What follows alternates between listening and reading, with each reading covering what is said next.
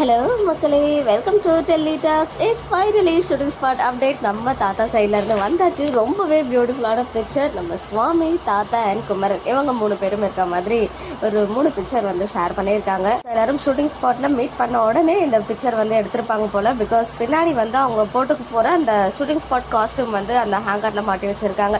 So தாத்தா green colour costume அப்படின்றது பார்த்ததுமே தெரிஞ்சிச்சு. ஸோ இவங்க 2 பேரும் பின்னாடி இருக்க ஏதோ ஒரு காஸ்டியூம்ஸில் வர போகிறாங்க. அப்கமிங் எபிசோடில் நம்ம ஹீரோ வந்து செம்ம ஸ்டைலிஷாக கூலர்ஸ்லாம் போட்டிருக்காங்க. ஈவன் நேற்று வந்து அந்த கம்பெனி ஷோக்கான அப்டேட் கொடுத்துருந்தா இல்லையா, அவங்க 4 பேர் இருக்க பிக்சர். அந்த கூலர்ஸ் வந்து thanks for the coolers bro அப்படின்னு சொல்லிட்டு நம்ம ருத்ரன் பிரவீன் போட்டிருந்தாரு.